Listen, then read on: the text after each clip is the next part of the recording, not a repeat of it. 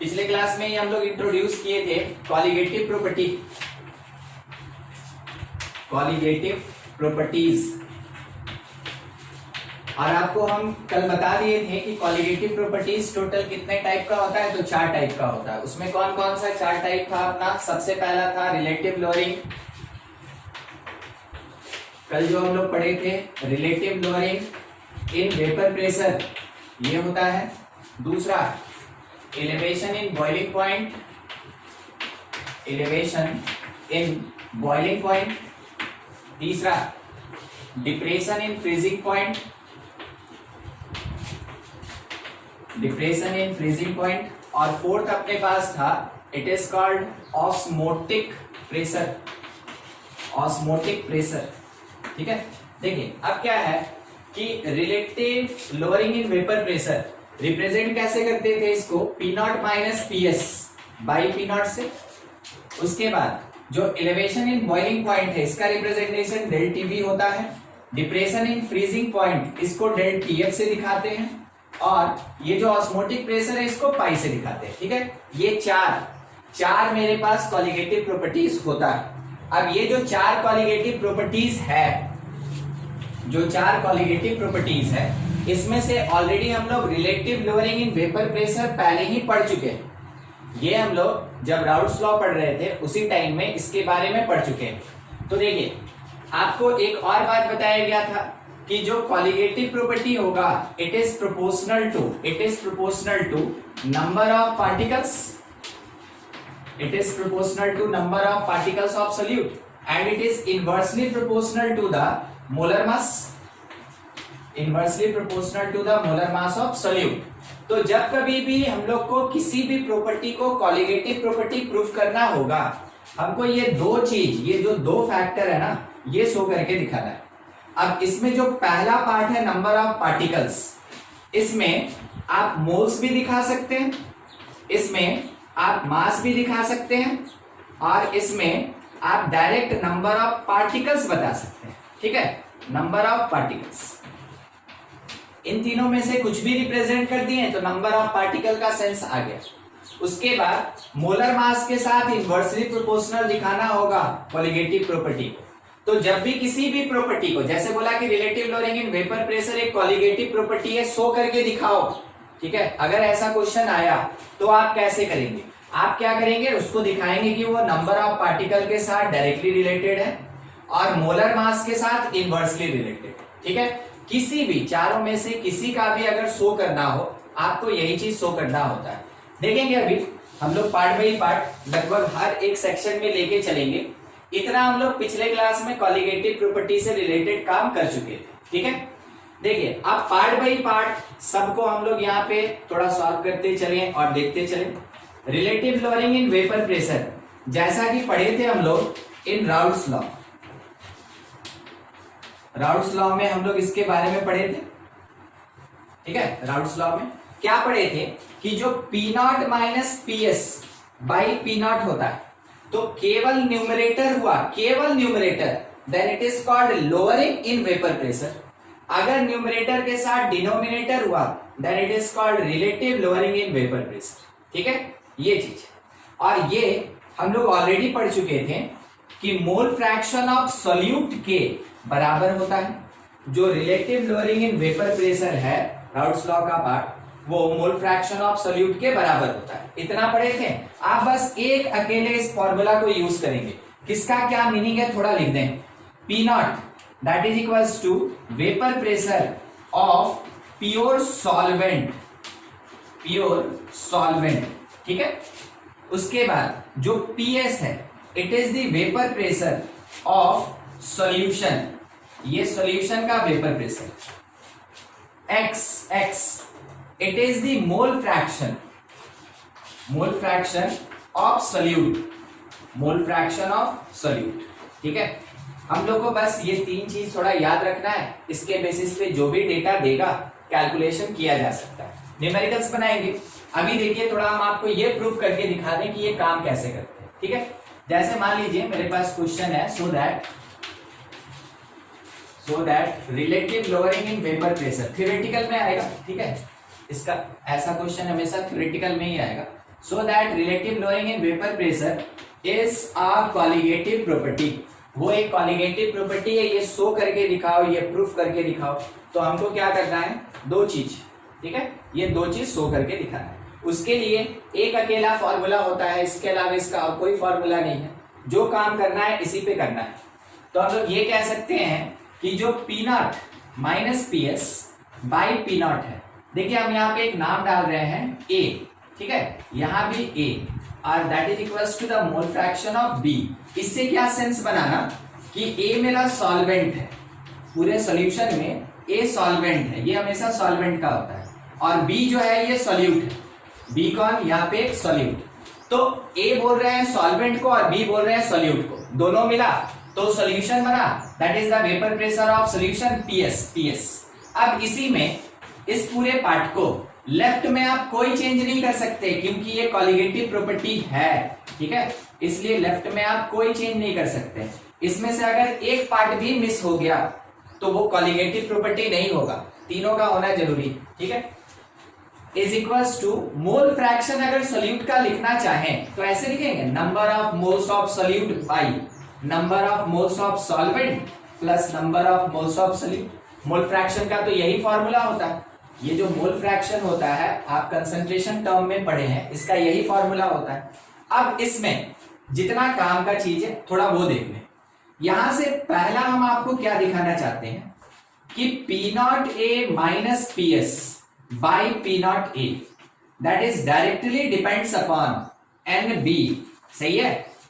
अगर मान ले रहे equals to N B by N A plus N B है तो मान लीजिए ये कांस्टेंट, तो डायरेक्टली डिपेंड कर रहा है number of moles of B पे, यानी कि सॉल्यूट के नंबर ऑफ मोल्स पे डिपेंड कर रहा है। तो ये जो मेरा relative lowering in vapour pressure है, it directly depends upon the number of moles of solute. मेरा पहला काम खत्म हुआ, colligative property is proportional to number of particle, particle में आप मोल्स ले सकते हैं, ठीक है, एक काम खत्म। दूसरा देखिए, दूसरा सेकेंड नंबर, इसी में P not A minus P S by P not ए जो कि relative lowering in vapour pressure होता है, इट इज प्रोपोर्शनल टू, इसी का डिराइव्ड फॉर्म है, इसी का एक्सटेंडेड फॉर्म है, ठीक है, directly proportional to number of moles. के लिए हम लोग फॉर्मूला बहुत पहले से जानते हैं, ये गिवन मास बाई मोलर मास होता है, number of moles given mass by molar मास होता है।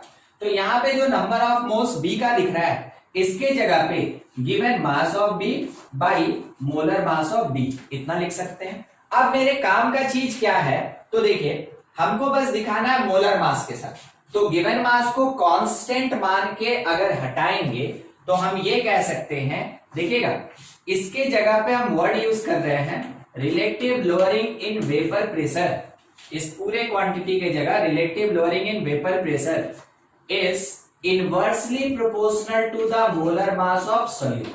तो मेरा दो काम था, एक था नंबर ऑफ पार्टिकल के साथ डायरेक्टली दिखाना, हम दिखा दिए। दूसरा काम था मोलर मास के साथ इनवर्सली रिप्रेजेंट करना, वो भी काम यहां हो गया। दोनों चीज प्रूफ, ये दोनों कंडीशन प्रूफ हो गया, शो कर दिए। अब फाइनली बस एक लाइन लिखना रह गया कि therefore relative lowering in vapour pressure is a colligative property, ठीक है, बस इतना ही आपको इतना लिखना। कहीं कोई दिक्कत है इससे रिलेटेड जो शो करते हैं हम लोग? ये था अपने पास क्वेश्चन कि किसी भी एक प्रॉपर्टी को कॉलिगेटिव प्रॉपर्टी है कि नहीं, वो चेक कैसे किया जाता है। नोट करेंगे इसको, कुछ डाउट है तो पूछ लीजिए। बस ही रहता है, देखिए अब इसी के बेसिस पे वही चल रहा है, relative lowering in vapour pressure. कुछ न्यूमेरिकल्स कर लें ताकि आपको एप्लीकेशन पता चल जाए कि कैसे काम किया जाता है। देखिए क्वेश्चन क्या है ना, the vapour pressure of 5% aqueous solution, 5% aqueous solution of non-volatile, हर चीज का अपना मीनिंग होता है, तो जितना काम का चीज है बस उतना ही लिख रहा है। Non volatile organic compound at 373 kelvin, क्योंकि टेम्परेचर हमेशा कांस्टेंट बना रहेगा, is 745 mm of Hg। Calculate molar mass, question ये कहा गया calculate molar mass of solute, calculate molar mass of solute. ठीक है, आपको केवल क्या करना है ना, बनाएंगे तो बस आप अभी इसमें कुछ ज्यादा नहीं सोचे, आप बस अपनी कॉपी में एक छोटा सा काम कर लीजिए कि आप इस क्वेश्चन को पढ़ के कौन सा डेटा लिख सकते हैं यहाँ नोटेशनल फॉर्म में, बस उतना काम कर लीजिए। थोड़ा मीनिंग समझा दें और ज्यादा हेल्प भी नहीं कर रहे हैं। जैसे टेम्परेचर 373 दिया ना, तो T is equals to 373 calorie. ऐसे करके आप जितना लिस्टिंग कर सकते हैं ना कर लीजिए, बस जितनी जल्दी हो सके, फिर उसके बाद बनाया जाएगा। क्योंकि न्यूमेरिकल के वर्ड को जब आप ऐसे एक्सप्रेस कर लेंगे तब क्लियर कट आपको फॉर्मूला दिखेगा और रिक्वायरमेंट फील होगा। मेन वही चीज सीखना होता है कि केमिस्ट्री में न्यूमेरिकल कैसे बने। ठीक है, देखिए इसको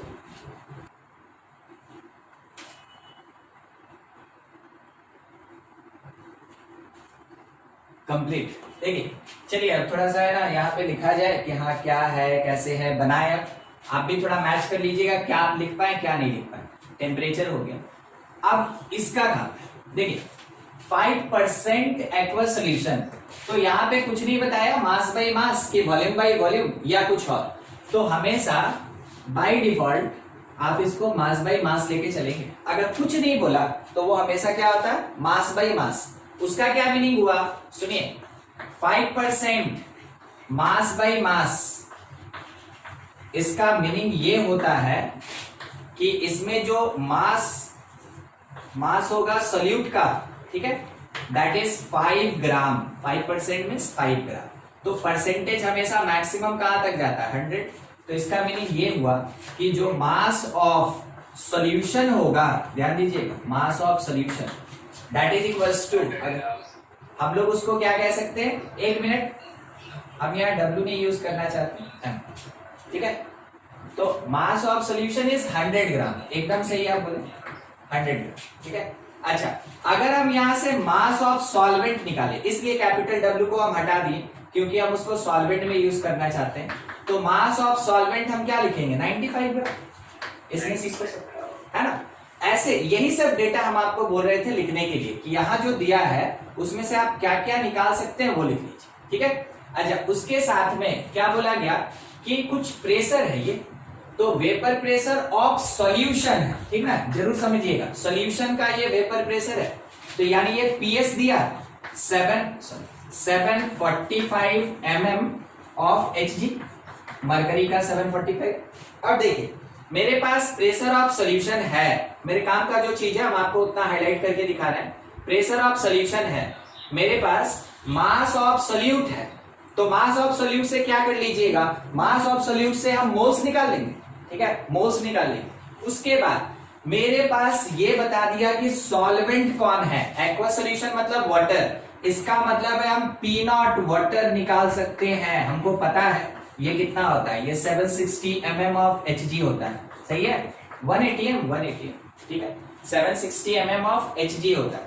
पी नॉट मिला, पीएस मिला और साथ ही साथ मास पता, हमको निकालने क्या बोला, मोलर मास ऑफ सोल्यूट। चलिए रखते हैं, use relative lowering in vapour pressure, क्योंकि वेपर प्रेशर से रिलेटेड मेरे पास एक बहुत अच्छा रिलेशन है जो कि इसके मोल फ्रैक्शन या मोल्स को रिलेट करता है। तो उतना समझ के यहां से formula P not minus P S by P not that is equals to mole fraction, सब लिखते चले, ठीक है, डेटा पुट करते चले। P not is 760 minus P S, देखिए वाटर का जो वेपर प्रेशर होगा ना, वो हो सकता है क्वेश्चन में दिया हो या नहीं दिया हो, क्योंकि ये हमेशा जनरल बात होता है ना, 1 ATM किसके बराबर होता है, तो ये आपके क्वेश्चन में मेंशन रह भी सकता है नहीं भी रह सकता है। आप कम से कम ये सब जो हमेशा यूज होने वाला फिक्स डेटा है उतना कम से कम याद रखिए, ठीक ना, ये नहीं याद रहेगा तो क्वेश्चन नहीं बनेगा।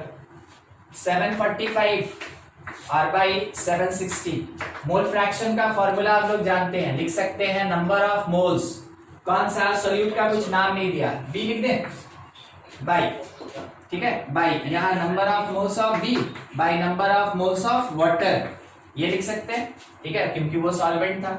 760 एकदम सब चीज यहीं पे थोड़ा सॉल्व कर ले, 15 by 760 is equals to number of moles of B मतलब mass of B by molar mass of B, division में mass of B by molar mass of B plus mass of hydrogen sorry H2O water और by molar mass of H2O।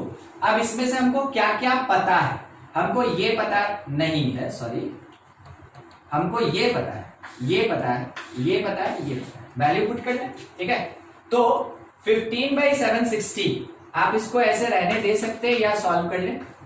That is equals to given mass, given mass कितना था मेरे पास 5 ग्राम, 5 ग्राम, 5 by molar मास को m छोड़ दीजिए, by 5 by molar मास को m छोड़ दीजिए plus mass of water, already आप देख चुके थे सॉल्वेंट का मास 95 और इसका मोलर मास 18। देखिए इस पूरे इक्वेशन में सॉल्व करके हमको क्या निकालना है, कैपिटल M आप निकाल सकते हैं, थोड़ा एलसीएम वगैरह लेके सॉल्व किया जाए। 15/760 इज इक्वल्स टू 18m ऊपर जाएगा और डिवीजन में मेरे पास एक m पड़ा है और इसके साथ देखिएगा 90 प्लस 95m, 90 प्लस 95m, बस मैथमेटिकली सॉल्व करना है। ये तो कट गया वैसे भी, हाँ। अब मेरे पास ये 5 से ये 15 3 टाइम में कैंसिल हो गया। आप यहाँ देख ले, शायद ये 3 से नहीं कटने वाला, आप इसको लाके मल्टीप्लाई कर लें, ये क्वांटिटी चाहिए हमको। तो 90 प्लस 95m, अच्छा ये 3 से ये 18 कट कर देते हैं ना, 6 हो जाएगा, इज इक्वल्स टू 760 इंटू 6। आप यहां से सॉल्व करके m निकाल लेंगे, बस थोड़ा मैथमेटिकल कैलकुलेशन करता है। देखिए इस पूरे क्वेश्चन में यहां के बाद जो भी पार्ट है ना वो केवल मैथमेटिकल कैलकुलेशन है। जो आपको समझना बूझना है आपको यहीं तक कर लेना है, इसके ऊपर कि क्या क्या दिया और क्या यूज करें। अगर आप ये समझ गए न्यूमेरिकल बन गया, क्योंकि उसके आगे केवल कैलकुलेशन करना रह जाता है, ठीक है। हमेशा न्यूमेरिकल में इस बात का ध्यान रखिए, जो भी वर्डिंग में दिया है उसको कम से कम ऐसे नोटेशनल फॉर्म में लिखने आना चाहिए, ठीक है। नोट कर लिया आप इसको, फिर अगला एक और क्वेश्चन देखें।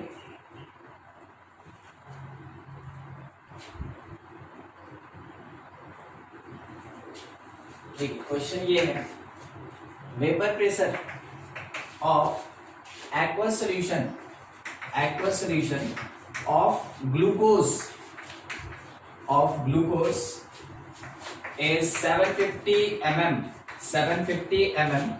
at 100 degree centigrade, 100 degree centigrade. बोला गया कैलकुलेट मोलालिटी। अब एक नया टर्म इसमें लगा दिया कि मोलालिटी भी निकालिए, and mole fraction of solute, mole fraction of solute. ऐसे ही कुछ डेटा देगा और कुछ डेटा आपसे डिमांड करेगा कि क्या होगा, कितना होगा, बताओ। आपको फिर से एक बार हम वही चीज थोड़ा बोल रहे लिखने के लिए, आप देखिए जो नोटेशनल फॉर्म में लिख सकते हैं लिख लीजिए। हो गया, देखिए vapour pressure of aqueous solution of glucose is 750 mm। क्या दिया, प्रेशर ऑफ सोल्यूशन दिया है ना, mm ऑफ Hg ये दिया। आगे टेम्परेचर मेरे पास 100 डिग्री सेंटीग्रेड है, बस इतना देखना है कि टेम्परेचर कांस्टेंट, और कुछ नहीं। यहाँ पे सिंपल एक ही सेंस बनता है कि कांस्टेंट टेम्परेचर है, और ज्यादा इसमें कुछ करना ही नहीं है, ये काम का ही नहीं है अभी। कैलकुलेट मोलालिटी, मोलालिटी क्या होगा, और साथ ही साथ मोल फ्रैक्शन पूछा किसका, सोल्यूट का। तो सोल्यूट यहाँ है कौन, ग्लूकोज। तो ग्लूकोज इज C6H12O6, क्या होगा, ठीक है। तो आप देखिए सोल्यूट का मोल फ्रैक्शन पूछा, सोल्यूट का मोल फ्रैक्शन बिल्कुल उसी तरीके से काम करते चले थोड़ा। तो देखिएगा क्या मेरे पास P0A दिया है, मतलब हाँ बिल्कुल, क्योंकि ये एक्वस सोल्यूशन है तो वाटर का 760 mm ऑफ Hg, ठीक है। इतना चीज हो गया। अब P0 दे दिया, PS दे दिया, मोल फ्रैक्शन पूछ रहा है, एक ही चीज बचा, use relative lowering in vapour pressure. Formula अपने पास P0 minus PS by P0 that is equals to mole fraction. अब इसमें डेटा पुट करके वैल्यू बताइए क्या आ रहा है मोल फ्रैक्शन का, डेटा पुट कीजिए, कैलकुलेट करने का कोशिश कीजिए, मोल फ्रैक्शन बताइए कितना आ रहा है, उसके बाद हम यहाँ मोलालिटी कैलकुलेट करेंगे।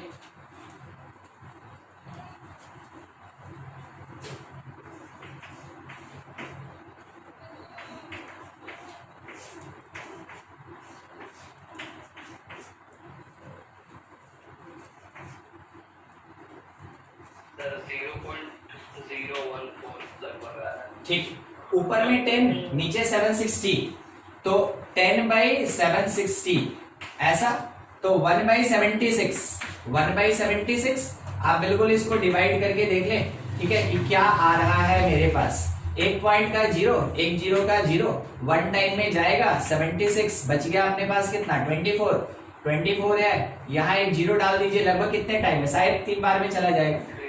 हाँ, तो लगभग ये 0.013 आ गया, ठीक है। ये हम लोग को मिल गया यहाँ पे कि क्या होगा मोल फ्रैक्शन, क्या होगा मोल फ्रैक्शन। चलिए, मोल फ्रैक्शन मिल गया, इतना सबका आ गया। एक दूसरा क्वांटिटी भी तो चाहिए था कि मोलालिटी क्या होगा, तो थोड़ा मोलालिटी देख ले होता क्या, तब आपको पता चलेगा कि निकाले कैसे। हमेशा जिसको भी निकालने बोले ना उसका फॉर्मूला लिख लीजिए, तो उससे रिलेटेड डेटा कलेक्ट करने में आसानी होता है। Molality mass, number of moles of solute, हाँ ठीक है, आप ऐसे ले लें, ठीक, एकदम सही, मास of solute multiplied by 1000 by molar मास और इनटू मास ऑफ सॉल्वेंट, ठीक है, मास ऑफ सॉल्वेंट, देखिए ग्राम। हाँ, ये जो क्वांटिटी है ये पूरा आप निकाल सकते हैं, मोल फ्रैक्शन से आप ये क्वांटिटी पूरा निकाल सकते हैं। देखिए क्यों हम उसी पे जोर डाल रहे हैं, 1000 तो अपने प्लेस पे कांस्टेंट है, कुछ नहीं करना, मोलर मास भी अपने प्लेस पे कांस्टेंट है। अरे भाई किसका कैलकुलेशन कर रहे हैं, कैलकुलेशन कर रहे हैं हम ग्लूकोज के लिए, ठीक है। तो ग्लूकोज के लिए अगर कैलकुलेशन कर रहे हैं तो क्या हम उसका मोलर मास नहीं जानते, या हम ये नहीं जानते कि वो वैरी नहीं करेगा, ठीक है। तो ये तो कांस्टेंट है, इसमें कुछ करना नहीं, ये वैरी करता है, इसको कैलकुलेट करना है, ठीक है। तो मोलालिटी जानने के लिए मास of solute by mass of solvent हमको पता होना चाहिए। वो कहां से मिलेगा, मोल फ्रैक्शन से मिलेगा। कैसे मिलेगा देखा जाए तो मेरे पास जो मोल फ्रैक्शन होगा किस चीज का, ग्लूकोज का, that is equal number of moles of glucose division में number of moles of glucose और plus number of moles of water, यही होगा फॉर्मूला ग्लूकोज के लिए, ठीक ना, ग्लूकोज के लिए। तो हम क्या लिख सकते हैं इसमें कि mole fraction of glucose is equals to, formula small letter में डिनोट करेंगे सॉल्यूट को, by molar mass of glucose, ठीक है, डिवीजन में molar mass, sorry mass by molar mass of glucose plus number of moles of water, mass of water by molar mass of water. अब देखिए इसमें हमको क्या क्या पता है, यहां हम एक छोटा सा चेंज करना चाहेंगे, कैपिटल W लिखेंगे, ठीक है। देखिए हमको ये पता है, हमको ये पता है, हमको ये पता है, पुट कर दे, और उसके लिए हमको थोड़ा सा इस W से केवल डिवाइड करना है, ठीक है। तो डिवाइडिंग क्या करेंगे, dividing through out capital W means कौन, मास ऑफ H2O से डिवाइड करेंगे। लेफ्ट का पार्ट ऑलरेडी मेरे पास है 1/76 या 0.13, जो आप लिखना चाहें, तो 1/76 लेके चलते हैं। अच्छा, अगर W से डिवाइड किए तो ये बना मेरा W/W, और बाई इसका मोलर मास कितना, ग्लूकोज है ये 180 ना, 180, हाँ ठीक है, यहाँ भी W/W और इसके नीचे कौन है 180, अच्छा, plus capital W by capital W 1 और बाई मोलर मास वाटर का कितना 18 हो गया। अब देखिए अगर ये क्वांटिटी निकल गया, let be something A, small letter का A बोल के अगर हम कैलकुलेट करें तो 1/76 इज इक्वल्स टू, देखिएगा ये 180 ऊपर गया, इससे कटेगा, बच गया मेरे पास मास बाई मास। अच्छा, इसको A बोल लेते हैं, थोड़ा कैलकुलेशन में आसानी रहेगा, ठीक है। यहाँ पे A हम किसको बोल रहे हैं, A is equals to mass by mass, ठीक है ये। अच्छा, A 180 आपको पता चला कट गया, अच्छा नीचे क्या बचा A, फिर प्लस, ठीक है। सोच के देखिए ये मल्टीप्लाई हुआ किससे, 10 से, देखिए कितना छोटा डेटा है। अब यहां से हमको A कैलकुलेट करने लगा, बस ये इधर गया तो A + 10, ये इधर गया 76A, शायद आपको पता चल गया 75A इज इक्वल्स टू 10, यानी A हमको कितना मिला 10/75, 10/75। और ये जो A है, ये A एक्चुअल में कहां पे पुट होगा, तो A पुट होगा इस प्लेस पे, ठीक है। तो मेरे पास मास बाई मास यहां से जो आया है उसका लिख दें। W बाई डब्ल्यू का वैल्यू मेरे पास है 10/75। आप इसको सॉल्व कर ले, जो 5 मास से कटने वाला है वो सब काम कर ले। Molality is equals to W by W के जगह 10/75 इंटू 1000 डिवीजन में मोलर मास ऑफ सोल्यूट यानी ग्लूकोज का 180। देखिए कैसे पुट हुआ। अब जाके हम यहां से आराम से मोलालिटी निकाल सकते हैं। वो कैंसिल वैंसिल कर लीजिएगा, वैल्यू निकाल लीजिएगा, जितना आना होगा अपना है। ठीक है, नोट कीजिए, कहीं कुछ दिक्कत है, डाउट है तो पूछ लीजिए। देखिए इस क्वेश्चन को बना के कुछ पता चला या नहीं पता चला, आपको इतना तो जरूर पता चल गया कि अगर कभी मोल फ्रैक्शन को मोलालिटी में चेंज करना हो या मोलालिटी को मोल फ्रैक्शन में चेंज करना हो तो इसी तरीके से करते हैं। ठीक है, हर एक क्वेश्चन कुछ ना कुछ आपको सिखाता है, आगे का भी और पीछे का भी, जितना बढ़े। नोट कीजिए।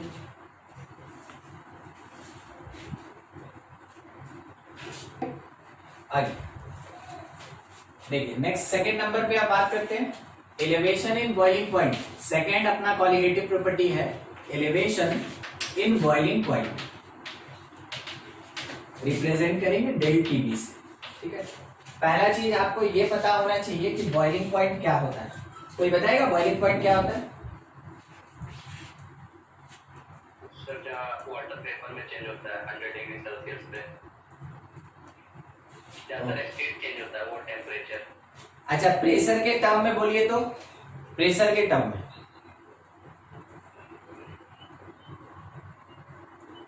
नहीं। अच्छा ठीक, कोई बात नहीं, चलिए ठीक है, मान लेते हैं जो आता है वो तो बहुत बढ़िया, जो नहीं आता वो सीखना है। ठीक है ना, याद कर लीजिएगा। देखिए प्रेशर के टर्म में बॉइलिंग पॉइंट किसको बोलते हैं वो चीज बता रहे हैं यहाँ पे।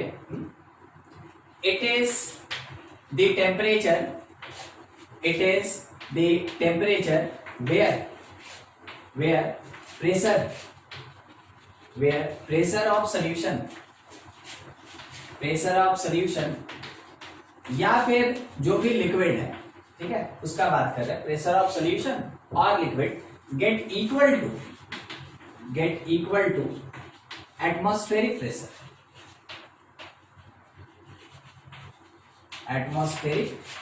ठीक है, इसके ये बराबर हो जाएगा। जिस किसी भी पर्टिकुलर टेम्परेचर पे किसी भी सॉल्यूशन या लिक्विड का प्रेशर एटमॉस्फेरिक प्रेशर के बराबर हो जाएगा उसको उसका बॉइलिंग पॉइंट कहते हैं। ठीक है, तो आप ये मेंशन कर सकते हैं इन शॉर्ट। इसका मतलब ये हुआ कि एट बॉइलिंग पॉइंट जो प्रेशर ऑफ सॉल्यूशन या फिर लिक्विड है is equals to the pressure of atmospheric pressure के वो बराबर होता है। ठीक है, हमेशा ध्यान रखिएगा किसी भी लिक्विड के बारे में। जहां आप किसी भी तरीके से, जरूरी नहीं है टेम्परेचर, किसी भी तरीके से अगर किसी एक सॉल्यूशन के प्रेशर को आप एटमॉस्फेरिक प्रेशर के बराबर कर दे तो क्या होगा कि वो लिक्विड बॉयल करना स्टार्ट कर देगा। ठीक है, वो लिक्विड खुद से बॉयल करना स्टार्ट कर देगा। और उस टाइम में अगर आप मेजरमेंट लीजिएगा टेम्परेचर का तो आप बोलिएगा वो टेम्परेचर उसका बॉइलिंग पॉइंट। ठीक है, तो प्रेशर के टर्म में बॉइलिंग पॉइंट को ऐसे डिफाइन करते हैं। तो पूरा काम यहाँ पे फिर से किसका चल रहा है? यहाँ पूरा का पूरा काम चल रहा है प्रेशर का। ठीक है, और क्योंकि लिक्विड जब भी प्रेशर एक्सर्ट करेगा तो वो वेपर फॉर्म में करेगा, तो पूरा बात हो रहा है वेपर प्रेशर का। ठीक है, वेपर प्रेशर का। देखते चलिए, इससे रिलेटेड नेक्स्ट जो बात होता है ये बताया गया, थ्योरेटिकली नहीं प्रैक्टिकली देखा गया, ऑब्जर्वेशन लिया गया कि जो डेल टीबी होता है, डेल टीबी, ठीक है, जिसको एलिवेशन इन बॉइलिंग पॉइंट कहते हैं, it is directly proportional to the molality. ये प्रैक्टिकल ऑब्जर्वेशन है, इसका कोई थ्योरेटिकल एक्सप्लेनेशन नहीं है। प्रैक्टिकली ये देखा गया कि जैसे जैसे हम लोग मोलालिटी यानी कंसंट्रेशन बढ़ाएंगे तो कंसंट्रेशन किसका बढ़ता है बोलिए तो? सॉल्यूशन का। और किसका अमाउंट बढ़ता है? सॉल्यूट का। तो ये पूरा का पूरा जो काम चल रहा है ना वो सॉल्यूट के मामले में चल रहा है। जैसे जैसे किसी सॉल्यूशन में सॉल्यूट का अमाउंट बढ़ाइएगा धीरे धीरे उसका मोलालिटी बढ़ेगा, इस कारण से उसका बॉइलिंग पॉइंट भी इंक्रीज करेगा। यही बात बोला है। ठीक है, अच्छा यहाँ पे डेल टीबी को आप लिख सकते हैं प्रोपोर्शनैलिटी कांस्टेंट के साथ, that is called KB into M. अब सवाल उठा कि मोलालिटी ही क्यों लिए? मोलालिटी इसलिए लिए ना क्योंकि ये टेम्परेचर से इंडिपेंडेंट होता है। कैसे होता है ऐसा? ये पढ़े हैं आप कंसंट्रेशन टर्म में। देखिए कहीं भी वॉल्यूम नहीं यूज हुआ, हर जगह पे मास यूज हुआ, यानी ग्राम ग्राम ग्राम वाला बात हो रहा है, ठीक है। और मास कभी भी टेम्परेचर पे डिपेंड नहीं करता, मास कभी टेम्परेचर पे डिपेंड नहीं करता। अब थोड़ा मोलारिटी देखिएगा, मोलारिटी मास 1000 बाई मोलर मास और इसके साथ वॉल्यूम, ये वॉल्यूम आया ना। अगर आप टेम्परेचर बढ़ाइएगा वॉल्यूम बढ़ेगा, अगर आप टेम्परेचर घटाइएगा वॉल्यूम घटेगा। तो वॉल्यूम तो डिपेंड करिए टेम्परेचर के ऊपर। हम टेम्परेचर से इंडिपेंडेंट टर्म यहां लिखना चाहते हैं, इस कारण से यहां पे मोलालिटी को सबसे ज्यादा सुटेबल समझ के यूज किया है, ठीक है। क्योंकि किसी का क्रॉस क्वेश्चन हो सकता है कि जो भी प्रैक्टिकल या फिर ऑब्जर्वेशन लिया गया, ठीक है, थ्योरेटिकल प्रैक्टिकल ऑब्जर्वेशन लिया गया, तो उसमें डेल टीवी को प्रोपोर्शनल रखा गया मोलालिटी से। क्यों? तो आप उस जगह पे यही एक्सप्लेनेशन देंगे कि molality is that concentration term which is independent of temperature, इस कारण से मोलालिटी को यूज किया। चलिए ठीक है, ये मेरे पास एक छोटा सा फॉर्मूला जो मेरे हर एक क्वेश्चन को बनवाएगा जो भी इलेवेशन इन बॉइलिंग पॉइंट से होगा, ठीक है। बस एक ही क्वेश्चन, एक ही है फॉर्मूला। अब इसमें कौन क्या है थोड़ा समझ लें। Del TV that is equals to T final minus T initial, इसी को आप T2 माइनस T1 कह सकते हैं। अब इसमें एक और चीज ध्यान रखिएगा, वर्ड यूज हुआ इलेवेशन, इसका मतलब क्या होता है हिंदी में? ऊपर बढ़ना, ठीक है, बढ़ना। तो आप ये कह सकते हैं कि T final is greater then T initial, ठीक है। इसका मतलब ये हुआ कि डेल टीबी मेरे पास कैसा होगा? It always be positive, it always be positive, ठीक है। ये हुआ फाइनल टेम्परेचर, इनिशियल टेम्परेचर, और दोनों का दोनों बॉइलिंग पॉइंट है।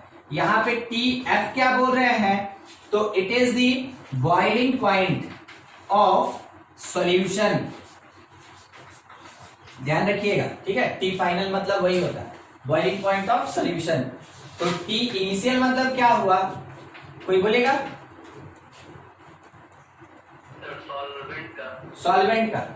It is boiling point, boiling point of pure solvent, boiling point of pure solvent, ये चीज, ठीक है। ये टी इनिशियल लिखा, हाँ टी इनिशियल लिखा। अच्छा अगला, ये जो Kb है उससे पहले हम थोड़ा m बता दें। तो m इज द मोलालिटी, और मोलालिटी किसमें मेजर होता है? कोई बताएगा यहाँ यूनिट मोलालिटी का? मोल पर केजी, मोल पर केजी। देखिए ये छोटा छोटा बात है, ठीक है, मगर आपको इसके बारे में जरूर बोलना चाहिए, इसलिए ये सब पूछा जाता है ना, ताकि आपके टिप पे रहे। आपको कभी मोलालिटी दे दिया तो आपको ये पता ही नहीं कि ये होता क्या है, तो आप उस मोलालिटी का लेके क्या कीजिएगा? जिसको पता है वो क्या करेगा ना, वो बोलेगा 3 मोल है 1 केजी में। तो इसलिए ये छोटा छोटा चीज याद रखिएगा, और जब पूछा जाए तो बोलने का कोशिश कीजिए, ठीक है। मोलालिटी हो गया। अब सवाल रह गया सर केबी कौन? तो केबी तो बोले प्रोपोर्शनैलिटी कांस्टेंट, और इसका एक नाम दिया गया, it is called molal elevation constant, molal elevation constant, ठीक है।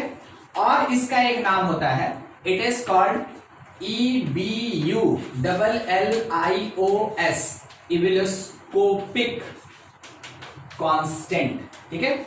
इबिलियोस्कोपिक कांस्टेंट, ये चीज वो डेल टीबी को ही रिप्रेजेंट करता है, सॉरी केबी को रिप्रेजेंट करता है, केबी को। अच्छा यूनिट ऑफ केबी का बात करें, यूनिट ऑफ केबी देखिए, हम लोग को ये पता है कि जो डेल टीबी होगा that is equals to KB into M molality. तो केबी हम क्या लिख सकते हैं? ये डेल टीबी बाई मोलालिटी होगा, डेल टीबी बाई मोलालिटी होगा। अच्छा del TB is the change in temperature, change in temperature either आप डिग्री सेंटीग्रेड में रखें या केल्विन में रखें, चेंज पे कोई इफेक्ट नहीं होता। सुनिएगा क्या बोला गया, जब भी del TB in degree centigrade हो, ये डेल टीबी के बराबर होता है इन केल्विन, ठीक है। चाहे केल्विन में मेजर करें या डिग्री सेंटीग्रेड में मेजर करें, चेंज हमेशा बराबर होगा। मगर जब टेम्परेचर का बात करें ना, यानी टीबी का बात करें, बॉइलिंग पॉइंट का बात करें, वो सेम नहीं होता है। ध्यान दीजिएगा क्या बोल रहे हैं अब, boiling point in degree centigrade not equals to boiling point in kelvin. ठीक है, बॉइलिंग पॉइंट इन दोनों यूनिट में सेम नहीं होता है, मगर चेंज इन बॉइलिंग पॉइंट इन दोनों यूनिट में सेम होता है। First is degree centigrade, second is kelvin. इस बात का ध्यान रखिए। तो प्रेफर करते हैं हम लोग केल्विन। तो अगर हम लोग यूनिट्स में बात करें तो केबी के लिए, ठीक है, केबी के लिए डेल टीबी का केल्विन यूज हुआ और मोलालिटी का मोल पर केजी। तो सोचिए मोल पर केजी, केजी ऊपर गया तो केल्विन केजी पर मोल लिख सकते हैं। ये आया यूनिट, केबी का यूनिट क्या मिला हम लोग को, केल्विन केजी पर मोल हमेशा। ठीक है, ये यूनिट होगा इसका केबी। अच्छा, एक और बात का ध्यान रखेंगे इसी जगह पे, del TB is colligative property. Del TB is colligative property, not TB. TB का मतलब बॉइलिंग पॉइंट। इलेवेशन इन बॉइलिंग पॉइंट कॉलिगेटिव प्रॉपर्टी है, मगर केवल बॉइलिंग पॉइंट कॉलिगेटिव प्रॉपर्टी नहीं होता है। इस चीज का भी ध्यान रखेंगे। तो अपने पास ये था डेल टीबी का एक छोटा सा एक्सप्लेनेशन, इंट्रोडक्शन। थोड़ा नोट करें आप, कोई टर्म में अगर दिक्कत है तो पूछ लीजिए। देखिए हर क्वेश्चन बनाने में यही फॉर्मूला काम आएगा, हर क्वेश्चन बनाने में एक ही फॉर्मूला है, मगर इतना जो बताए ना ये इस फॉर्मूला को लाने में काम आएगा। मतलब क्या सर, रिड्यूस करेंगे? नहीं, आपके क्वेश्चन में जो डेटा देगा ना, तो डेटा कलेक्ट करने में ये बाकी चीज काम देगा, मगर बाद में आप उसको एक जगह तो पुट करके कैलकुलेट कीजिएगा, और वो पुट करने का प्लेस यही होता है। तो बोला जाता है कि एक ही फॉर्मूला है, मगर इस फॉर्मूला के बाकी टर्म्स को कैलकुलेट करना, कलेक्ट करना, उसके लिए आपके पास अच्छा खासा थ्योरी होना चाहिए। ठीक है, नोट करें इसको, कहीं कोई दिक्कत भी है तो पूछ लीजिए। चलिए थोड़ा सुनिए, जितना आपको बताया गया उसके बेसिस पे थोड़ा अब आपको हम बता दें कॉज क्या होता है इसका। कॉज, ठीक है, cause of elevation, cause of elevation in boiling point, क्यों ये बढ़ जाता है। ठीक है, वो चीज समझा रहे हैं आपको। देखिए समझा रहे हैं, ये पूछा नहीं जाता है। ठीक है, उसके लिए अगर पूछा जाएगा तो क्या लिखना है वो लास्ट में लिखेंगे, समझा रहे हैं थोड़ा। मान लीजिए कोई एक कंटेनर है, ठीक है, और इसमें क्या हुआ कि आप प्योर सॉल्वेंट अभी डाल के रखें, मान लीजिए वाटर ही, ठीक है, ऐसा कुछ। अब क्या किए कि इसके अंदर, इसके अंदर आप डाले कोई सॉल्यूट, कोई भी सॉल्यूट, ठीक, और वो कैसा, नॉन वोलाटाइल। ध्यान रखिएगा सॉल्यूट कैसा होना चाहिए, नॉन वोलाटाइल। जैसे कि नमक मिला दिए पानी में, चीनी मिला दिए पानी में, वैसा कुछ होना चाहिए। ठीक है, अब इसके कारण क्या होगा कि सॉल्यूशन बनेगा, और उस सॉल्यूशन में मेरे पास जो भी लिक्विड था इसके अंदर अब प्रेजेंट हो जाएगा ये नॉन वोलेटाइल सॉल्यूट। तो हम इसको ऐसे छोटा छोटा डैश से दिखाते, ठीक है, छोटा छोटा डैश से दिखाते। और क्योंकि ये डिसॉल्व हुआ तो केवल सरफेस पे ही नहीं रहेगा, अंदर भी रहेगा। हाँ, रहेगा बिल्कुल। अब देखिए क्या बात बोल रहे हैं, बस उस पर थोड़ा ध्यान रखिएगा। अगर यहाँ पे अगर वेपर्स बनाना हो तो पूरा प्लेस अवेलेबल है, पूरा सरफेस एरिया अवेलेबल है, विदाउट एनी रेस्ट्रिक्शन वेपर बनेगा। तो आप कह सकते हैं मोर वेपर्स, मोर वेपर, तो मोर वेपर प्रेशर। अब इस जगह पे देखिए, यहां से वेपर बनेगा, यहां से वेपर नहीं बनेगा, इस प्लेस से वेपर बनेगा, यहां से वेपर नहीं बनेगा, इस प्लेस से वेपर बनेगा, फिर उसके बाद जहां जहां सॉल्यूट आया वहां वहां पे वेपर नहीं बनेगा। तो अगर आप इसमें और उसमें कंपेयर करें तो आपको देख के पता चल गया होगा कि यहां पे लेस वेपर होना है, इस जगह पे वेपर लेस होगा। ठीक है, तो ये था मेरा प्योर सॉल्वेंट जिसके अंदर ज्यादा वेपर है, और ये है मेरा सॉल्यूशन, और इस सॉल्यूशन में क्या है कि कम वेपर है। कम वेपर होने के कारण कम वेपर प्रेशर, कम वेपर होने के कारण कम वेपर प्रेशर। तो एक पर्टिकुलर टेम्परेचर T पे मेरा सॉल्वेंट ज्यादा वेपर प्रेशर रखा है, मोर वेपर प्रेशर। और मेरा जो सोल्यूशन है, सोल्यूशन वो कम वेपर प्रेशर रखा है, लेस वेपर प्रेशर। तो सोच के देखिएगा कि सॉल्यूशन के केस में, ठीक ना, सॉल्यूशन के केस में temperature must be rises, increase करना होगा। तो सॉल्वेंट किसी एक पर्टिकुलर टेम्परेचर पे था तो उसके पास कम वेपर प्रेशर था, ज्यादा वेपर प्रेशर था। अगर सॉल्यूशन है तो उसका कम वेपर प्रेशर है।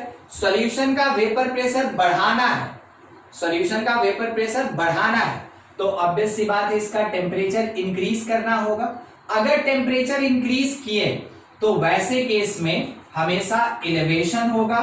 और टेम्परेचर को कब तक इंक्रीज करेंगे, जब तक वो बॉयल नहीं करने लगता, यानी एलिवेशन इन बॉइलिंग पॉइंट आया। कुछ ऐसा कॉन्सेप्ट होता है इसका, ठीक है। ये कॉज होता है जिसके कारण कि एलिवेशन इन बॉइलिंग पॉइंट आता है।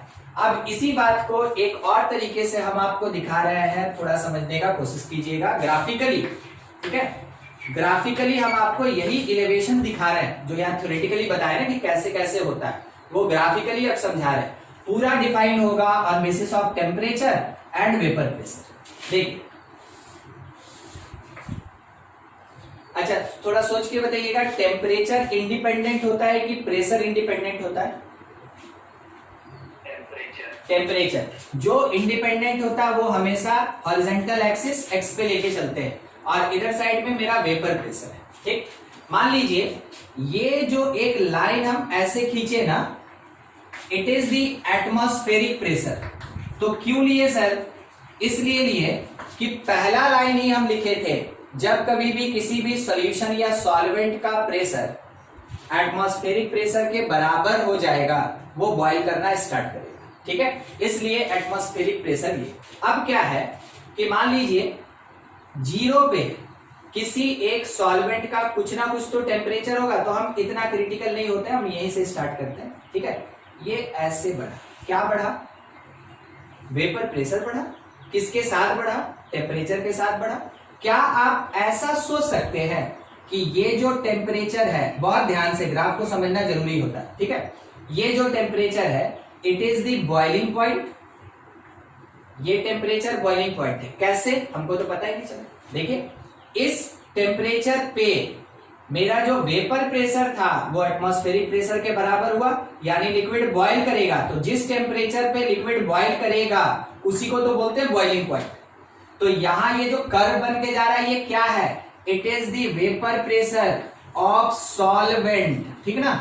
ये सॉल्वेंट का वेपर प्रेशर है जो टेम्परेचर के इंक्रीमेंट के साथ इंक्रीज करता जा रहा है, और इस जगह पे जाके एटमॉस्फेरिक प्रेशर के बराबर हो गया तो जो टेम्परेचर मिला that is called the boiling point of solvent. तो हम इसको कैसे रिप्रेजेंट करेंगे? इसको TB1 से रिप्रेजेंट कर रहे हैं। किसके लिए? सॉल्वेंट के लिए, प्योर सॉल्वेंट के लिए। अब अगर हम सॉल्यूशन का बात करें तो वेपर प्रेशर मेरा कम हो जाएगा। आप देखिए वेपर प्रेशर मेरा क्या होगा? कम हो जाएगा। कम हो जाएगा तो ये पूरा ग्राफ नीचे शिफ्ट कर जाएगा एकदम पैरेलली। जैसे मान लीजिए ये मेरा एक्स एक्सिस था, ये एक्स एक्सिस था, और मेरा ग्राफ यहां से स्टार्ट हुआ। अब क्या होगा? ये ऊपर चला जाएगा और नहीं तो नीचे चलाएगा, एकदम पैरेलल, ऊपर या नीचे चला जाएगा, ठीक है। तो हम क्या बोले कि वेपर प्रेशर कम हुआ तो सॉल्यूशन के लिए ग्राफ पैरेलली नीचे चला जाएगा, ठीक है। देखिए, मतलब पूरा कोशिश हम ये किए हैं कि हर जगह का डिफरेंस सेम दिखाएं। अगर नहीं भी लग रहा होगा तो हर जगह का डिफरेंस सेम है, ठीक है। जिसके कारण क्या हुआ? ये था वेपर प्रेशर ऑफ सॉल्यूशन, ये वेपर प्रेशर सॉल्यूशन का है। तो देखिए ये नीचे गिरा, जिसके कारण यहां पे जब पहुंचेगा तो ये बॉयल करेगा। तो किस टेम्परेचर पे पहुंचा? यहां पे है TB, किसके लिए? सॉल्यूशन के लिए, तो 2 लिखते हैं। अच्छा, अगर मान ले रहे हैं TB1 और TB2 में डिक्लेयर करें या कंपेयर करें तो कौन आपको बड़ा दिखा? राइट साइड वाला बड़ा होता है हमेशा। TB2 is greater then TB1। तो बॉइलिंग पॉइंट ऑफ सॉल्वेंट कम है, बॉइलिंग पॉइंट ऑफ सॉल्यूशन ज्यादा है। वैसे केस में आप कह सकते हैं कि जो डेल TB होगा इट इज ग्रेटर देन 0, यानी पॉजिटिव। और अगर डेल TB आया, चेंज इन टेम्परेचर आया, then it is called elevation, it is called elevation, क्योंकि ये पॉजिटिव। तो ये होता है डेल TB और ये बनता है उसका ग्राफ। और ग्राफिकली ऐसे रिप्रेजेंट करते हैं कि बॉइलिंग पॉइंट सॉल्यूशन का ज्यादा होगा और सॉल्वेंट का कम। ठीक है, ये जो डिफरेंस है ना, ये जो डिफरेंस है यहां से लेके यहां तक का जो डिफरेंस है, ये डिफरेंस ही होता है डेल टी, यही डिफरेंस कहलाता है डेल टी। ठीक है, देख लीजिए, इसमें कुछ डाउट है तो पूछिए। ग्राफ बन गया।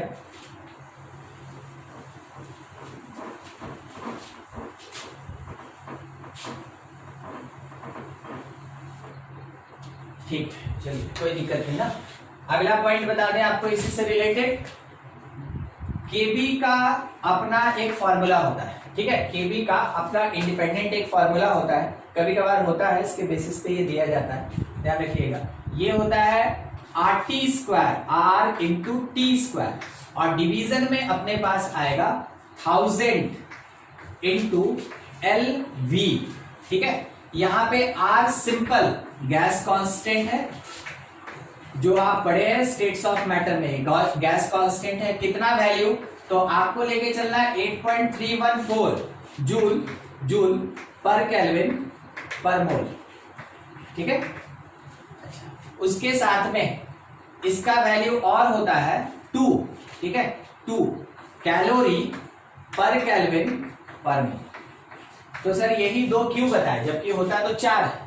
इसलिए बताए क्योंकि पूरा का पूरा बात हो रहा है यहाँ पे हीट पे, और हीट क्या होता है, एक टाइप का एनर्जी है, तो एनर्जी के टर्म में ही आपको रिप्रेजेंट करना होगा। ठीक है, इसका मतलब एलवी कौन, सुनिएगा, लेटेंट हीट ऑफ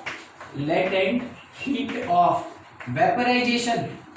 ठीक है, L latent, V vaporisation, latent heat of vaporisation, और यहां यूज किया गया है इन ग्राम पर मोल। ठीक है, ये ग्राम पर मोल के लिए ये कैलकुलेट किया गया है।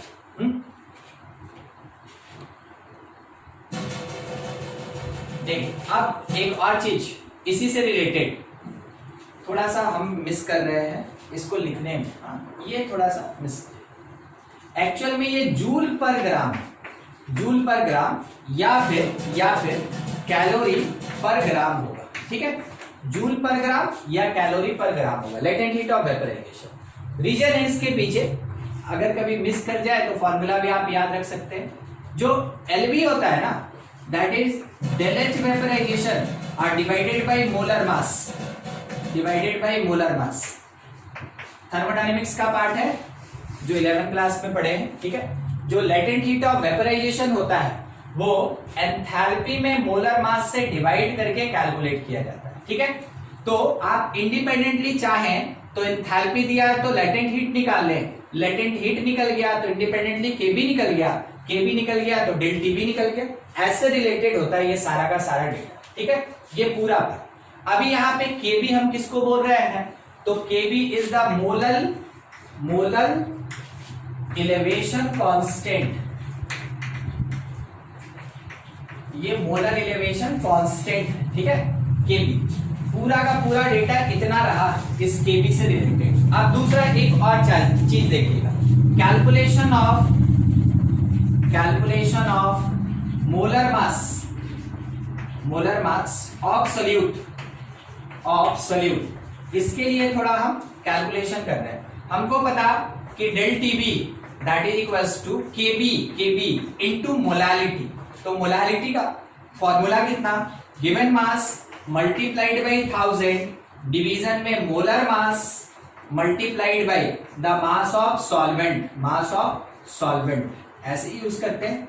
अब इसी में से अगर आप रिड्यूस कर लेना तो मोलर मास ऑफ सोल्यूट बस रिड्यूस करना है ऐसे। इसको लेके चले आए यहां तो डेल टीबी नीचे चला जाएगा, क्या बन जाएगा, केबी मास 1000 डिवीजन में mm हट के वहां पे कौन आ गया, डेल टीबी और इसके साथ multiplied by the mass of solute. तो ऐसे मोलर मास ऑफ सोल्यूट निकालने का डायरेक्ट क्वेश्चन भी आता है, तो कुछ इस तरीके से आप कैलकुलेशन कर सकते हैं इस फॉर्मूला से।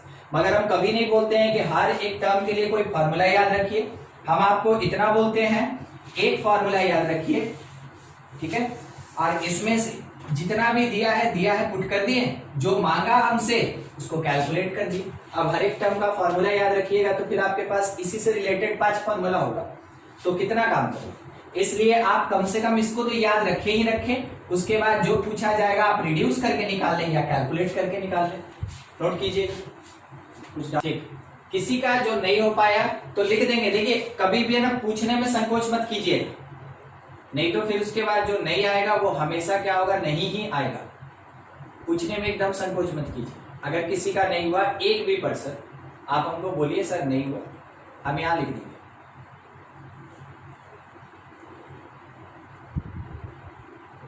हो गया, चलिए देखिएगा नेक्स्ट टर्म पे थोड़ा सा डिस्कशन कर रहे हैं। Molecular elevation constant, molecular elevation constant, ध्यान रखिएगा ये क्या होता है। ये है वही केबी ही है, इलेवेशन कांस्टेंट केबी ही होता है, मगर अब आया मॉलिक्यूलर। इससे पहले क्या पढ़े थे नाम, मोलल। ठीक है, तो मॉलिक्यूलर इलेवेशन कांस्टेंट क्या, तो आप कह सकते हैं it is the KB, it is the KB calculated for 100 gram of solvent. ठीक है, ध्यान रखिए यहां पे बस अमाउंट का ही डिफरेंस है, कितने में, 100 ग्राम में। आपको याद है केबी का यूनिट लिखे थे, किसी को भी याद है केबी का यूनिट लिखे थे, केल्विन केजी पर मोल लिखे थे ना। इसका मतलब जब ये मोलल हुआ करता था तो हम 1000 ग्राम में निकालते थे, केजी का मतलब यही हुआ, हम 1000 ग्राम में निकालते थे। अगर हम केबी लिखते हैं मॉलिक्यूलर तो हम क्या कहेंगे ना कि केल्विन पर मोल फॉर 100 ग्राम सॉल्वेंट, बस यही डिफरेंस है।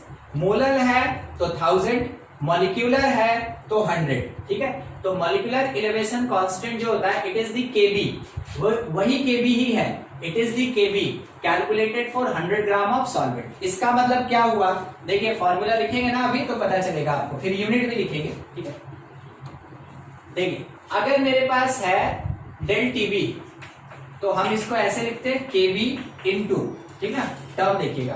फिर उसके बाद यहां पे क्या हुआ करता था, मोलर मास, और इसके साथ क्या हुआ करता था, मास of solvent, mass of solvent, इतना था। अच्छा एक छोटा सा चीज छूट रहा है, मास of solute, mass of solute.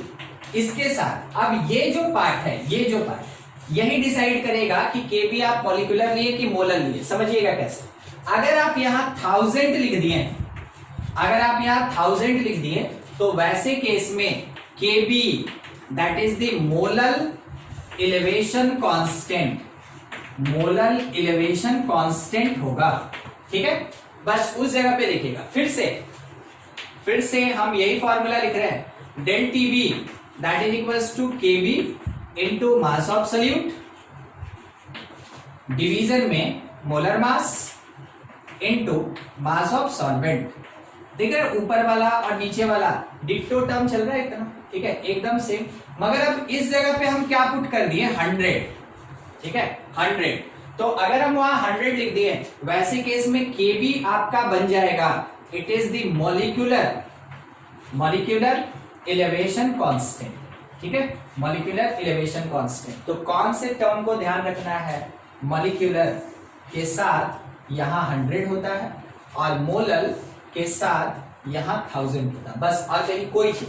ठीक है, अच्छा ये क्या करेगा, न्यूमेरिकल में ठीक है, आपको ये नाम बदल के देगा, या तो बोल देगा मोलर इलेवेशन कांस्टेंट का वैल्यू इतना है, या बोलेगा मॉलिक्यूलर इलेवेशन कांस्टेंट का वैल्यू इतना है। तो जब आपको जो नाम सुनने को मिले, मोलर या मॉलिक्यूलर, उसके अकॉर्डिंग बस यहाँ पे जीरोस का चेंज होगा और कुछ नहीं होगा। ठीक है, अब थोड़ा हम इसमें रिलेशन दिखाना चाहते हैं, तो बहुत छोटा सा चीज है। मान लीजिए ना, मेरे हिसाब से ये जो पार्ट है, हम बस आपको अभी एक रिलेशन दिखाने के लिए बोल रहे हैं। मान लीजिए ये कोई कांस्टेंट है और उसका नाम है ए। ठीक है, ए, तो ऊपर वाला और नीचे वाला दोनों में से हम केबी निकालेंगे। ठीक है ना, तो केबी इसको स्मॉल एम बोलेंगे और इसको कैपिटल एम बोलेंगे। ठीक, देखिए ऊपर वाला जो केबी है, स्मॉल एम केबी, तो that is equals to del TB into, बोले नहीं ये टर्म ए बोलते हैं, और उसके डिवीजन में कौन आएगा, 1000 आएगा, लिख दी। ठीक है। अच्छा, अब Kb कैपिटल एम मॉलिक्यूलर को दिखा रहा है, ठीक ना, कैपिटल एम मॉलिक्यूलर को दिखा रहा है, तो इट इज इक्वल्स टू यहां से Kb डेल टीबी इनटू इस पूरे टर्म को हम बोले ए मानने के लिए, तो ऊपर नीचे कहीं भी चला जाए, ऊपर ही रहने दीजिए अभी, और डिवीजन में कौन आया 100, ऐसा है। अच्छा, अब बताइए ये बड़ा है मोलल या मॉलिक्यूलर बड़ा, इसको देखिए और बोलिए मोलल बड़ा है कि मॉलिक्यूलर बड़ा है? मॉलिक्यूलर बड़ा है। और कितना बड़ा है?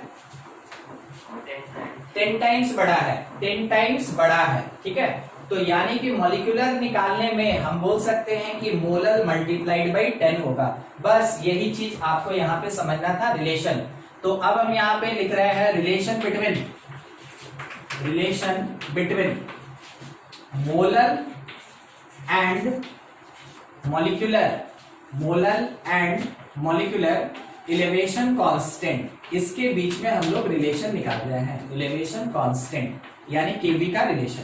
तो आप ये कह सकते हैं कि जो मॉलिक्यूलर इलेवेशन कांस्टेंट है, मॉलिक्यूलर इलेवेशन कांस्टेंट, जिसको यहां पे हम किससे रिप्रेजेंट किए? केबी कैपिटल एम से, ठीक है, that is 10 times molar elevation constant, 10 times of molar elevation constant, जिसको हम किससे रिप्रेजेंट किए हैं? स्मॉल m से, ठीक है। मीनिंग समझ में आया? ये रिलेशन होता है इन दोनों के बीच में, केबी का। अब थोड़ा डेल टीबी बोलिए, बड़ा होगा, छोटा होगा, या ज्यादा होगा, कम होगा इन दोनों में? मतलब ऐसा कोई रिलेशन डेल टीबी में मिलेगा, हाँ कि ना?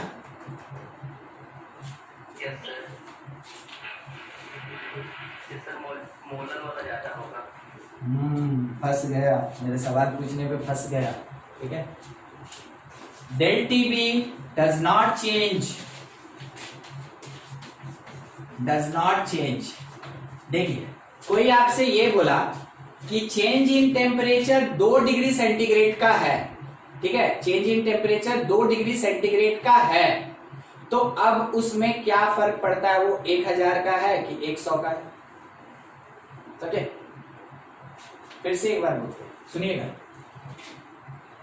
सॉल्वेंट, हाँ ठीक, ऐसे सॉल्वेंट हम लेके चले थे 1 लीटर, सॉल्यूशन मेरे पास है 1 लीटर, ठीक, तो डेल टीबी निकल गया इसमें से, ठीक है, डेल टीबी निकल गया।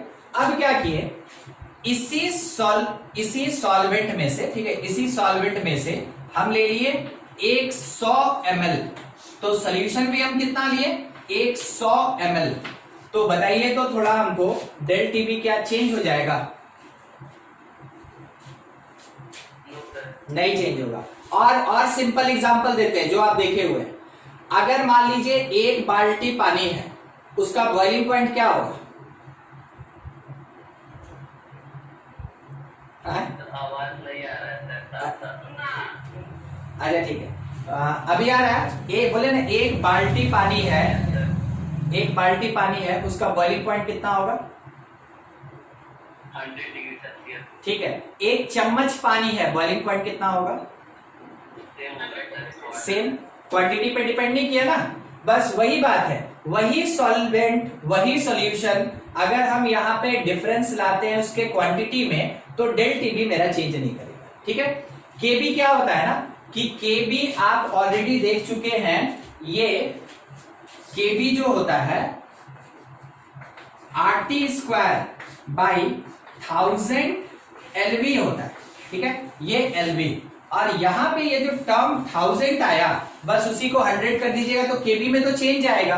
अब इसको 100 करें या 1000 करें, केबी में चेंज आया, आर में, टी में, एलवी में कोई चेंज नहीं आया, ठीक है।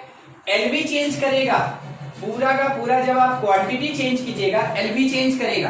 कारण है कि लेटेंट हीट हम निकाल रहे हैं 1 ग्राम का, और लेटेंट हीट हम निकाल रहे हैं 1 केजी का। ऑब्वियस सी बात है, हीट है ना, वो टेम्परेचर नहीं है, हीट है, तो क्वांटिटी बढ़ाइएगा तो हीट तो ज्यादा एब्जॉर्ब होगा, तो वैसे केस में हीट बढ़ेगा घटेगा तो केबी बढ़ेगा घटेगा। मगर डेल टीबी पे कोई फर्क नहीं पड़ेगा। ठीक है, ध्यान रखिएगा, एक छोटा सा लाइन है, हमेशा याद रखिएगा कि मॉलिक्यूलर यानी 100 या 1000 करने पे के भी चेंज करता है, नाम भी चेंज करता है, मगर डेल टीबी चेंज नहीं करता है। ठीक है, तो ये था अपने पास मोलर एलिवेशन कांस्टेंट जिसको हम लोग केबी से रिप्रेजेंट कर रहे हैं, और मॉलिक्यूलर एलिवेशन कांस्टेंट जिसको हम लोग केबी से रिप्रेजेंट कर रहे हैं। पूरा का पूरा ये था elevation in boiling point. Note कर ले आप, इसमें से कुछ भी डाउट है तो पूछ ले। चलिए ठीक है, आप नोट कर लेना, कोई दिक्कत नहीं। एक क्वेश्चन तब तक हम लिख के रखते हैं, आप में से जो बना सके वो बना भी ले। aqueous solution contain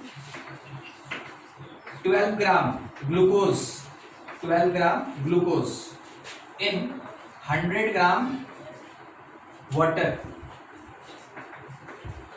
was found to boil at 100.34 degree centigrade, 100.34 degree centigrade. तो बोला गया calculate molar elevation constant for water, KB क्या होगा फॉर वाटर, और बस इतने मोलर मास दिया है। देख ले, नोट कर रहे हैं, जिसका नोट हो गया वो ट्राई कर सकते हैं क्वेश्चन को, और नहीं तो आप इसको नोट कर ले, फिर हम बता रहे हैं।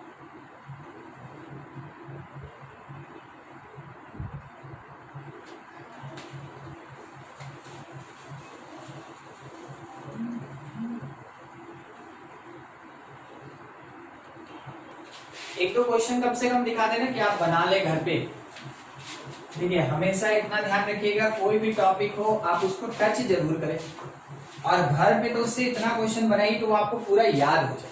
ठीक है, देखिए क्वेश्चन में जो दिया है उसके बेसिस पे 12 ग्राम ग्लूकोज, तो मास ऑफ सोल्यूट दे दिया C6H12O6, ये 12 ग्राम दिया है। अगला 100 gram water, mass of solvent दिया हुआ है, इट इज 100 ग्राम। अगला आप water was found to boil at, ठीक, तो ये बॉइलिंग पॉइंट, एक मिनट रवि, ये बॉइलिंग पॉइंट सॉल्यूशन का दिया है या सॉल्वेंट का दिया है? सॉल्यूशन का, एकदम सही। आपका आंसर कितना आया? आपका आंसर कितना? 0.51। चलिए ठीक है, बहुत बढ़िया, चेक कर लिया जाए, देख लेते हैं, बना भी लेते हैं, जिसका नहीं हुआ होगा कंप्लीट हो जाएगा। देखिए क्या बोला ना, सॉल्यूशन बॉयल एट इतना, जितना काम का चीज है उतना ही पढ़ा कीजिए हमेशा डेटा निकालने में। Solution boil at 100.34 degree centigrade, तो ये डेल टीबी दिया किसके लिए? सॉल्यूशन के लिए। तो सॉल्यूशन के लिए अगर दिया है तो क्या हम इसको 2 कह सकते हैं? ठीक है, 2 दैट इज इक्वल्स टू 100.34। इसमें आप कभी भी है ना चिंता ना करें कि डिग्री सेंटीग्रेड में दिया कि केल्विन में दिया, मगर जहां तक हो सके केल्विन में ही रखिए। अगर डिग्री में कैलकुलेट करते कोई गलती नहीं। क्यों? क्योंकि देखिए अभी हम खुद से लेंगे del TB of solvent, solvent जिसको 1 बोलेंगे, ठीक है, और हम जानते हैं कि सॉल्वेंट मेरा वाटर है, तो बॉइलिंग कितना होगा? 100 डिग्री सेंटीग्रेड। ये डिग्री में तो हम भी डिग्री में, ये केल्विन में तो हम भी केल्विन में, ठीक है, ऐसा। अब इसके बेसिस पे पहला काम कीजिए डेल टीबी निकालना, तो del TB that is equals to TB2 minus TB1। अपने पास क्वांटिटी है, आप सॉल्व कर लेंगे, ज्यादा बड़ा नहीं है, डायरेक्ट लिख दिया 0.34 आएगा। यहाँ डिग्री सेंटीग्रेड लिखिए, केल्विन लिखिए, कोई फर्क नहीं, ठीक है, तो हम इसको ऐसे ही छोड़। अब डेल टीबी का फॉर्मूला हमको पता कि वो kbm होता है, मोलालिटी, ठीक है, हमको kb निकालने बोला, तो kb that is equals to del TB, और इसके डिवीजन में आया मोलालिटी। अब मोलालिटी का फॉर्मूला ऑलरेडी हम लोग पढ़ चुके हैं कंसंट्रेशन टर्म्स में, तो molality that is equals to given mass 1000 by, तो वो ऊपर चला गया मोलर मास और मास ऑफ सॉल्वेंट, ठीक है, मास ऑफ सॉल्वेंट, सब चीज पुट किया जाए तो 0.34 इंटू मोलर मास, क्योंकि ग्लूकोज है ना, ग्लूकोज इट इज 180। अच्छा, इसके साथ मास ऑफ सॉल्वेंट दिया था मेरे क्वेश्चन में 100, और इसके डिवीजन में मास ऑफ सोल्यूट 12 ग्राम दिया इंटू 1000। आप बस इसको सॉल्व कर ले मैथमेटिकली जो होना है, ठीक है, तो ये कितना 6 से 3 टाइम में, 6 से 2 टाइम में, अब ये 17 हुआ, 17.17 मल्टीप्लाइड बाई 3 तो 0.51, बहुत बढ़िया। ठीक है, आंसर एकदम करेक्ट है 0.51। यूनिट बोलिए। केवी तो केल्विन केजी पर मोल। एकदम सही। ठीक है, ये क्या होगा, केल्विन केजी। सेल्सियस होगा डिग्री से।